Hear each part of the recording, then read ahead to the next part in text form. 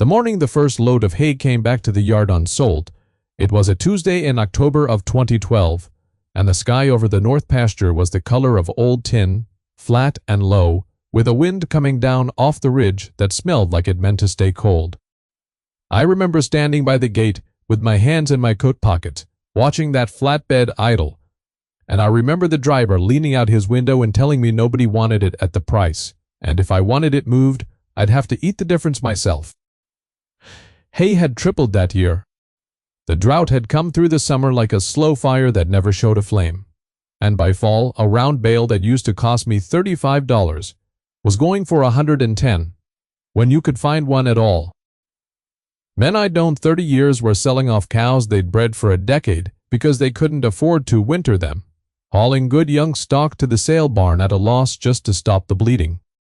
And there I was with 68 head of red cattle and a hay bill that had gone from something I complained about into something that could take the whole place down. I want to be honest about my reasons, because folks always want to make a thing like this out to be some grand plan I had in my back pocket the whole time, and it wasn't. I was scared. That's the plain truth of it. I was a man past 60, with a mortgage I thought I'd have paid down further than I had. And I was looking at a winter I did not know how I was going to buy my way through. So when I did what I did that fall, it wasn't wisdom that started it, it was fear. And behind the fear, in a place I couldn't quite reach, yet a memory I hadn't looked at in 40 years. Now, all up and down that country, the ranchers had been at war with the honey locust trees for as long as I've been alive, and longer. If you don't know the tree, count yourself lucky and unlucky both. It's a hard, tall, spreading thing that grows in the low spots and the fence lines and any pasture corner you turn your back on, and the wild ones grow thorns, not little thorns. Thorns like blackened nails, some of them 4 and 5 inches long, growing in clusters right out of the trunk, and the big limbs, hard enough to go through a tractor tire, through the sole of a boot, through the pad of a horse's foot. A man's cost me a tire more than once, and I've pulled a thorn out of a heifer's leg that had gone in deep enough to fester. So the ranchers hated them, and hated them for good reason. And every spring you'd hear the chainsaws going up and down the creek bottoms, men cutting the honey locusts out of their fence lines, and dozing them into brush piles and burning them, and calling it improvement. My neighbor to the west, a younger fellow with a truck so clean it looked like it had never seen a gravel road, had spent that very summer clearing a whole draw of them off his rented ground, and he'd come by my place in September, leaning on my gate with that easy certainty young men have, and looked out at the 24 big honey locusts I left standing in my back 40, and shook his head. He said, real polite, that I ought to get after those before they seeded my whole place, that a rancher who left honey locust standing was just growing a problem for the next man. I told him I might get to it.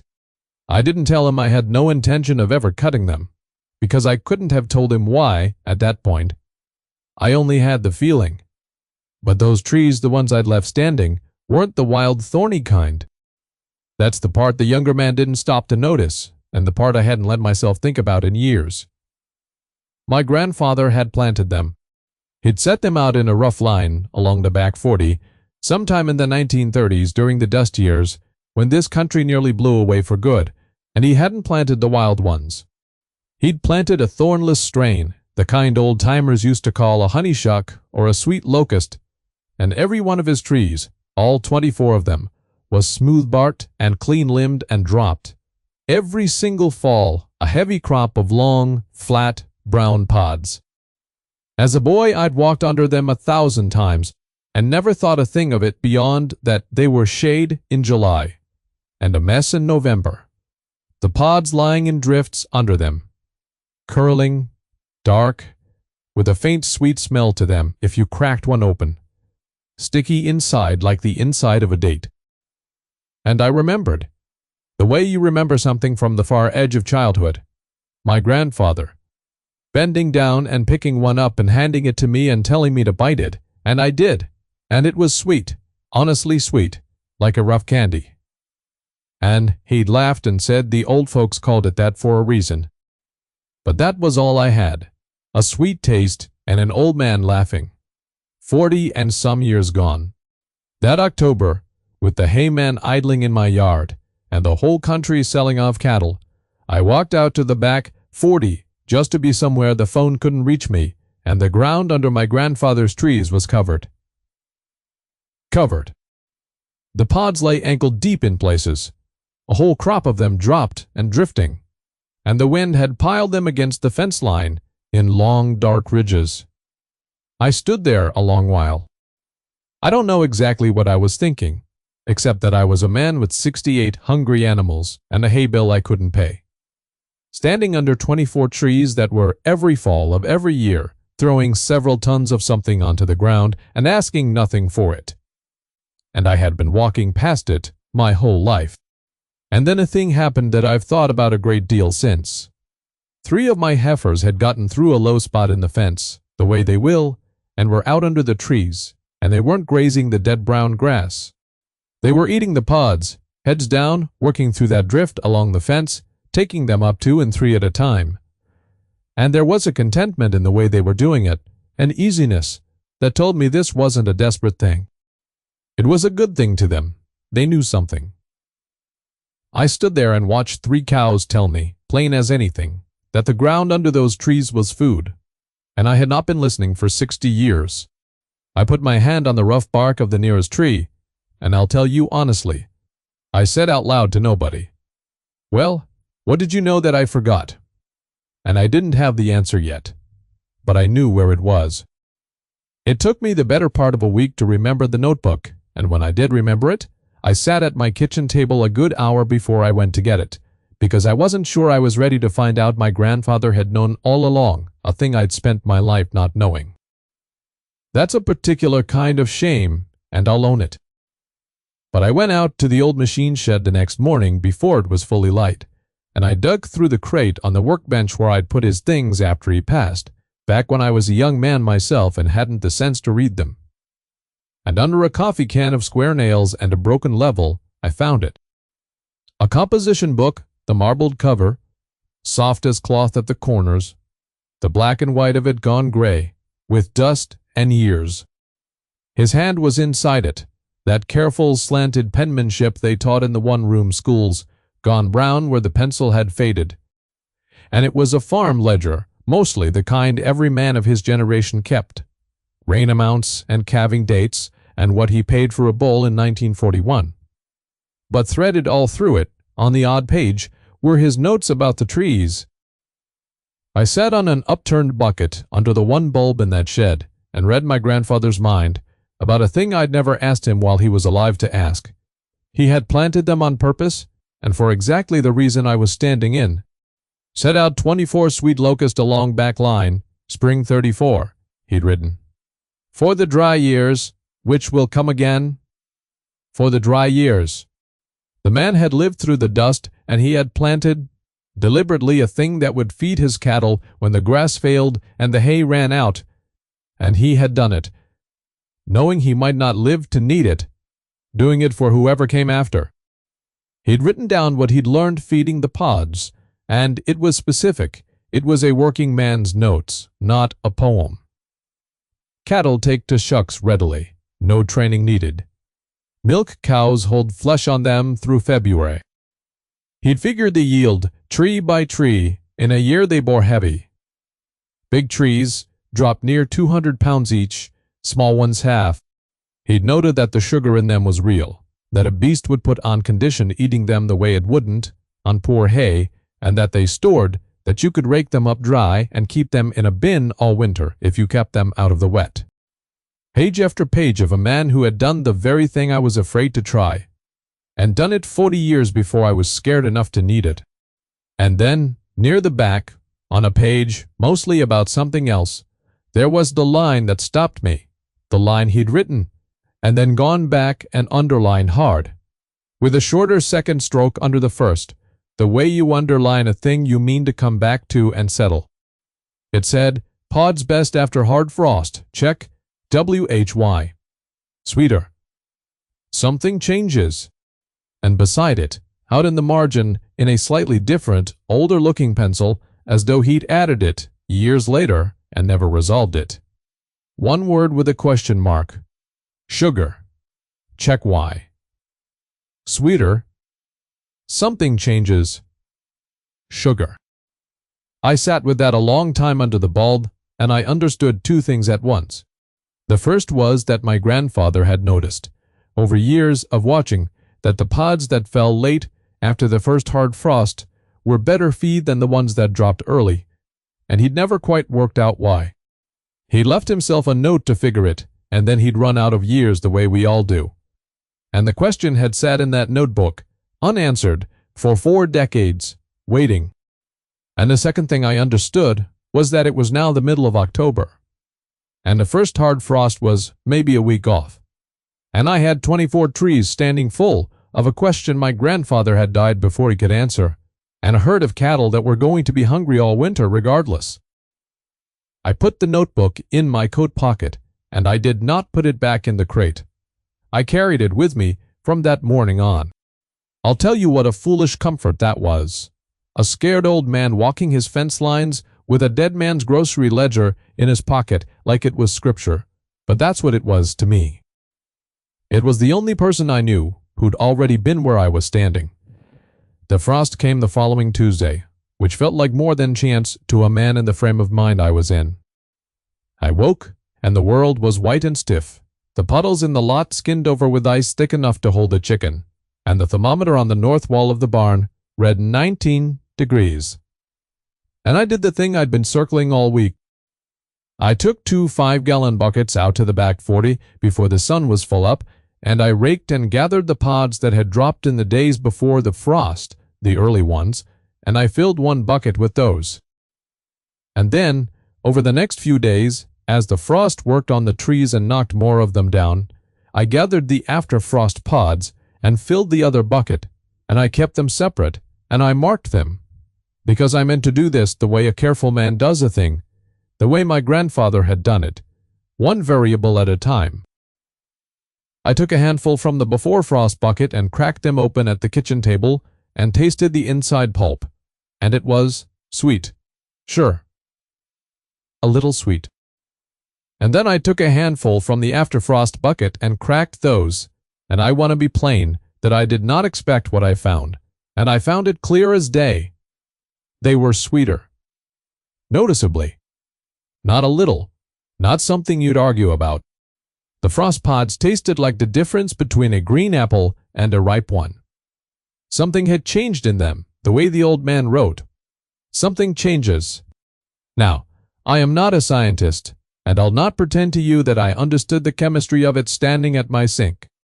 But I'd grown a garden my whole life, and any gardener who's ever left the parsnips or the kale in the ground past the first frost knows this in his hands, even if he can't say it in words. Cold does something to a plant that stores starch. The plant, sensing the freeze coming, starts turning its stored starch into sugar. Because sugar in the sap works like antifreeze. It keeps the cells from bursting in the cold. It's why frosted parsnips are sweet and frosted collards are sweet, and why the old-timers always said to wait for a frost before you dug your root crops. The honey locust pod is a seed pod full of stored energy, and when that hard frost hit, the tree did to its pods what the parsnip does to its root. It sweetened them. My grandfather had watched it happen every fall for years, and written down the fact of it without the name of it.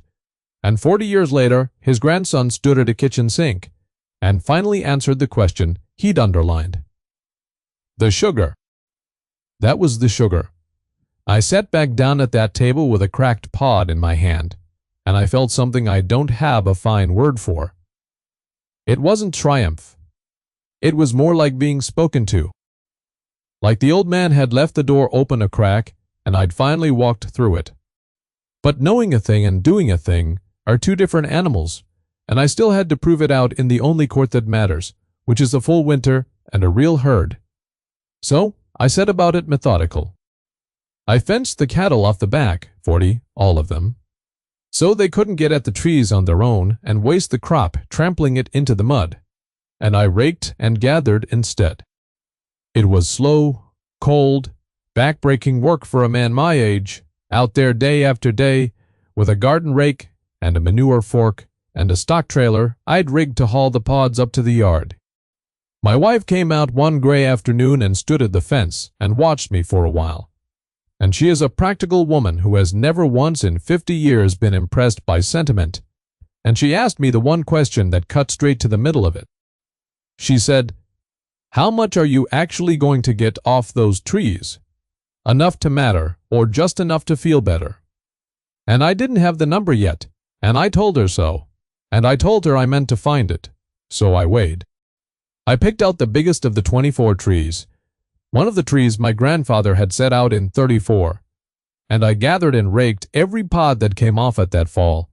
And I weighed it on the platform scale in the barn, load by load, and when the last of them had dropped and I got them all, that one tree had given me 191 pounds. 191. My grandfather had written near 200 pounds each for the big ones, in pencil in 1930-something, and 80 years later, his tree hit 191 pounds, and I stood in the barn with the scale in front of me and laughed out loud alone, because the dead man had called it near enough that it raised the hair on my arms. I did the arithmetic that night at the kitchen table, and I did it careful, because I'd been burned by hopeful numbers before. I had 24 trees. Say a dozen of them were big producers, like the one I'd weighed, called them 190 pounds apiece, and the other dozen were smaller, half that, called them 95. That's 12 times 190, which is 2,280 pounds, and 12 times 95, which is 1,140, and together that came to 3,420 pounds of pods off those trees in a single fall. Better than 1.5 tons. Now 1.5 tons of pods isn't 1.5 tons of hay in feed value. I knew that, but it wasn't nothing either, not by a long way, not in a year. Hay was $110 a bale. I sat and worked out what those pods were worth to me. A round bale ran about 800 pounds. So my 3,400 pounds of pods was by pure weight better than 4 bales worth of material, and at $110 a bale, that was near $470 just in weight. 4 bales and change. But the pods carried more sugar than grass hay does, more energy in the pound, so they punched above their weight as feed, and they'd cost me nothing but my own labor and a dead man's foresight. I'd been about to send that hayman off to sell my bales at a loss, and here was 4 bales and better in feed value lying on the ground under trees my neighbor had told me to cut down. I stretched those pods across the whole worst of the winter, and I did it careful, mixing them in with what hay I had, rather than trying to feed them straight. And I watched my cattle like I'd never watched them before, because now I had a thing to prove, and a dead man looking over my shoulder. And they came through. That's the plainest way to say it. In a winter that took the flesh off cattle all over that country, in a winter, men were selling stock because they couldn't hold condition on the poor, expensive hay. That was all anybody could get. My 68 head came through into spring, holding their weight. My cows held flesh through February, just like the old man wrote in that ledger. Hold flesh on them through February. And I have never in my life read a thing that turned out truer. The pods stored, too, exactly as he'd said. I kept the bulk of them dry in a grain bin, raked up clean and off the ground, and they didn't mold, and they didn't spoil, and I was still feeding out of that bin in late February when the hay was long gone at every place around me. I want you to understand the size of what that meant to a scared man. It didn't just feed my cows, it meant I didn't have to sell them. Every neighbor of mine who sold off breeding stock that winter took a loss they'd spent 3-4 years climbing back out of.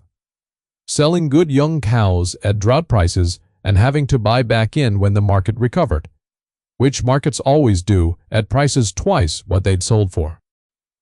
Because they'd cut down their honey locusts, every one of them had spent years cutting them down, and I'd left 24 standing because a boy tasted a sweet pod once and never quite forgot, and that was the whole difference. That was the whole margin. Along about March, I got it in my head to know for certain what I'd been feeding, not just what my eyes told me. And so I did a thing I'd never done in my life, which was I took a sample of those pods, ground up into the county extension office, and asked them to send it off for a feed analysis, the kind you'd run on a load of hay. I felt a fool doing it, an old man walking in with a coffee can of ground-up tree pods, asking to have them tested like they were something. The young woman at the counter was kind about it, but I could see she thought it was a curiosity, humoring the old fellow. It took a few weeks, and when the report came back in the mail, I opened it standing at the mailbox, and I read the numbers, and then I drove into town to the feed store to see a man I trusted, a fellow who'd stood behind that counter 40 years and forgotten more about cattle nutrition than most nutritionists ever learn. And I put the report on the counter in front of him without saying much. He was a quiet man to begin with. He put his reading glasses on and he looked at that sheet a long time, longer than a man needs to read a page, and he didn't say anything at all. And I watched his eyebrows go up just slightly, and he looked at it a while more. And then he took his glasses off, and he looked at me, and he said one word. He said, "Substantial." That was all. From him, that was a speech. He said the pods ran around 11% protein, and the energy on them was as good as decent grass hay, better than the sugars, and then he said again, mostly to himself, "That's substantial. Off a tree." And he shook his head slow. And I'll tell you, standing at that counter, I felt 80 years fold up into one moment. My grandfather and me, and that quiet man all looking at the same true thing across all that time. Word gets around a small country faster than any truth deserves to, and by the following fall, the whole diner had a version of the story, and the version had grown the way they do. The way I heard it come back to me, I'd fed my whole herd all winter on nothing but tree pods, which wasn't so, and I'd made a fortune, which surely wasn't so, and there was one version where I'd known about it all along and let my neighbors cut down their trees on purpose, so I'd be the only one, which hurt a little. Because it wasn't so, and because it was the opposite of what I'd have wanted. But I let it be. You can't chase down every version of yourself that goes walking around a small town without you. What I noticed and what mattered was that come that next spring, up and down the creek, I heard fewer chainsaws. And late that summer, my neighbor to the west, the young fellow with the clean truck, pulled up to my gate the way he had the year before, only he didn't lean on it easy this time. He sat in the truck with the window down a minute before he said anything. And then he said, and I could tell it cost him something, "I hear those pods carried your cows through." And I told him they had. And he looked out at my back 40. At my grandfather's 24 trees, standing there heavy and green, and he was quiet. And then he said I cut a lot of trees I maybe shouldn't have. That was all. He didn't ask for the notebook, and I didn't offer it. He put the truck in gear, and he drove on up the road. But I noticed that fall, and the falls after, that he'd left a few standing on the rented ground, the thornless ones, down in the draw. A man doesn't have to say he was wrong out loud for you to know he heard it. I want to tell you the last part plain because it's the part that means the most to me. And it's the reason I'm sitting here telling this to strangers. At all, those trees are still standing. Every one of the 24, my grandfather set out in the spring of 1934, is still standing on my back 40, and I've since planted 40 more of the thornless kind seed I saved out of his own pods, so that whoever comes after me on this place will have them when the dry years come again, because the dry years always come again. My grandfather knew that. He wrote it in pencil in a 10-cent notebook 80 years ago, for the dry years which will come again. And he planted a thing he wouldn't live to need, for a grandson he barely got to know, and I walked past his gift for 60 years because I thought I already knew what those trees were, which was a mess to be cleaned up. And I only learned different because I got scared enough to stop and look, and because 3 cows knew a thing I'd forgotten, and because a dead man had underlined a question and trusted somebody would come along someday to answer it. Check why. Sweeter. Something changes. I answered it. Granddad. It's the sugar. The frost turns the starch to sugar, the same as it does the parsnips, and that's why the late ones are the good ones, and I'm sorry it took me 40 years and a drought to figure a thing you'd have told me in a minute if I'd only asked you while you were here to ask. I've thought a lot in the years since about what it was really about. And I've come around to believing it wasn't about the trees at all. Not finally. It was about attention. It was about the difference between looking at a thing and seeing it. Every man up and down that creek had honey locust on his ground, and most of them had. Some were back in the fence lines, a few of the thornless kind, mixed in with the thorny wild ones, and every one of them looked at those trees and saw a problem to be dozed and burned, because that's what they'd been taught to see, and that's what they saw. Right up until the year the hay tripled and the seeing cost them their cattle. The thing was standing there the whole time free, dropping tons of good feed on the ground every fall, and it took a hard frost and a scared old man and a dead man's ledger to see it for what it was. My grandfather used to say a thing, and I didn't understand it as a boy, and I understand it now, down to the ground. He'd say the land keeps its promises, but it keeps them in its own language, and you've got to learn the language before you can collect. I'd spent my whole life on this place, and I'd never learned that particular word. The trees were a promise he'd made to the future in a language I finally learned to read at 60 years old, standing under his trees with 3 cows, showing me how. So that's the whole of it, more or less, told as true as I know how to tell it. I didn't do anything clever. I got frightened, and I remembered a taste from my childhood, and I went and read a dead man's notebook, and I answered a question he'd underlined and left waiting for me, and I fed his gift to my herd in the worst winter of my life, and it carried them through. The neighbors cut every honey locust they had, and I fed the pods to my cattle when the hay tripled. And the only reason I had pods to feed was that a man 80 years gone had thought further ahead than I ever thought to. If there's a lesson in it, and I think there is, it's that the fast and certain answer, the doze it and burn it answer, the answer everybody agrees on, is worth being a little suspicious of, because sometimes the thing everybody's cutting down is the thing that'll save you. And the difference between a problem and a lesson is only ever whether you were paying attention. So I'll leave you with this. Somewhere on your own ground, wherever your ground is, there's likely a thing you've been walking past your whole life, calling it a nuisance, meaning to clean it up, a thing somebody who came before you might have known the worth of, even if you've forgotten. Go take a second look at it before you cut it down. If you've got your own honey locust, your own piece of the past that everybody told you to get rid of, and you're glad you didn't, I'd truly like to hear about it in the comments, because I've come to believe there's more of these stories out there than we tell. And if this meant something to you, if it made you think of an old man's ledger, or an old tree, or a promise somebody made to a future they wouldn't see, go on and subscribe and stay a while. We move slow on this channel, but we generally get where we're going. The trees taught me that too.